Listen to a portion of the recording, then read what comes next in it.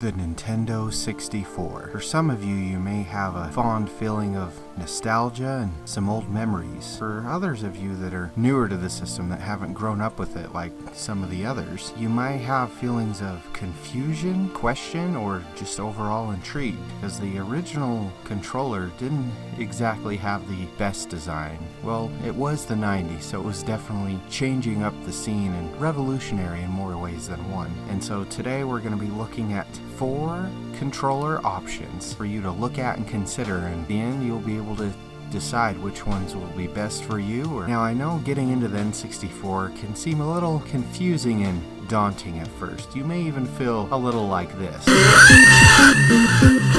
But not to worry, I won't be diving too deep into the specs or to lag, for example, because I don't have a good way of doing testing as far as lag on these controllers. From what I could tell, they all felt pretty good.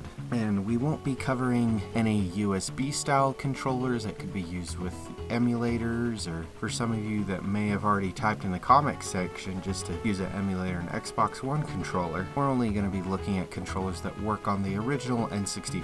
And we'll be covering games from FPSs, platforming, a little bit of strategy, racing, and some action flying games as well. So the first one we're going to look at is a unofficial production controller, which it has the same form fit of the original, so if it works, it works. For those of you that don't know, the analog sticks on the original N64 controllers tend to wear down and get loose over time, thus messing with your controller input a little bit.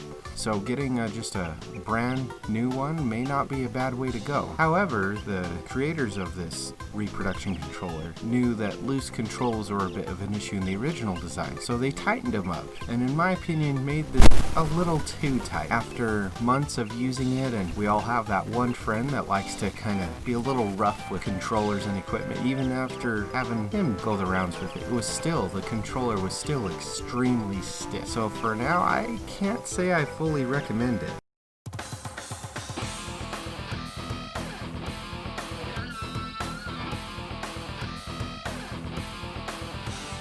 Now, the second option for those DIYers out there, we're going to be looking at a GameCube-style stick replacement, which the overall design, look, and feel to it seems like a no-brainer. And to be honest, it feels great.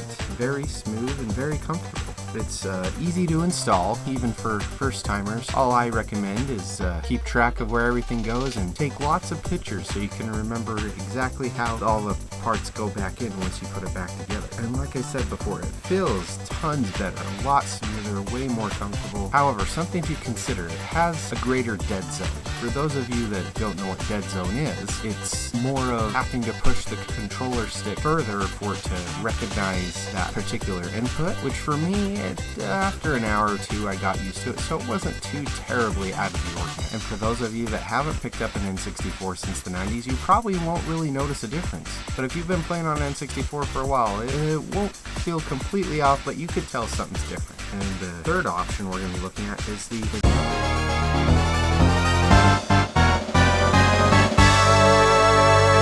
controller by Hori, the Tribute 64 controller. It has a GameCube-esque design to it. Not a spitting image of the GameCube controller, but more of if the N64 controller and the GameCube controller got together for one night on the town. It's a little tight as far as the controls go. Of course, it could be the size of my hands, but it's still pretty comfortable. The overall design is not bad. The analog stick, I love the size of it and how smooth it is. Perfect size and smoothness, if you ask me, and a little bit of dead zone like we were talking about before, but like I said, nothing too noticeable or too game-changing to where I felt like I couldn't play a game with it.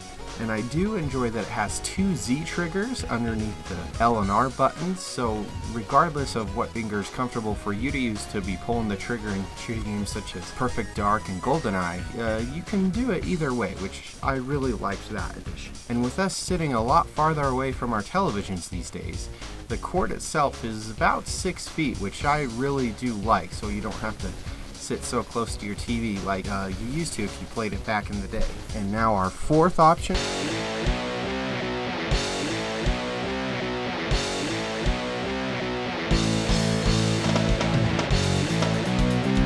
which in my opinion is my favorite, is the Brawler 64 from Retro Fighters. It's an upgraded form and design, more akin to an Xbox One controller, and the analog stick itself feels great, super smooth. At first I was a little worried that my thumb might slip off the analog stick, but after using it for hours I never had any issue with that. And again, like the previous controller, it does have the dual Z triggers, and they're actual triggers like on an Xbox One controller. So for those of you pro gamers, probably wouldn't be your ideal decision, because you do have that longer amount of suspension travel in order for it and actuate that button.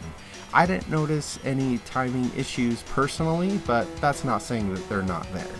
Just something to consider. And again, like the previous one, this does have an extra long cord, which I really appreciate. Feels great, plays great, and if you ask me, it's almost the perfect N64 controller. The buttons are a little shallower, but I didn't really see an issue with it. Now, when I say it's almost the perfect N64 controller, what I mean by that, as far as N64 accessories, the only ones I had available to me was a third-party memory card and the Pokemon Stadium transfer pack. Now, the memory card didn't have any issues on any of these controllers. However, the transfer pack only worked on the original controller.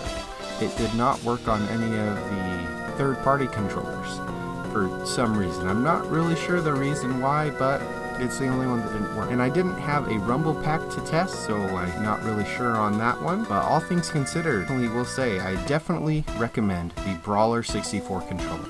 In my opinion, it probably is the perfect N64 controller to use. However, with that being said, I do look forward to trying Retro Fighters' new Sega Dreamcast controller, kind of on the similar design. Very anxious to give that one a try. So with all that said and done, there are your guys' options.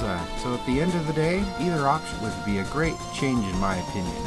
So whatever suits you best or fits your wallet the most. This is VGC signing off. Thank you so much for watching.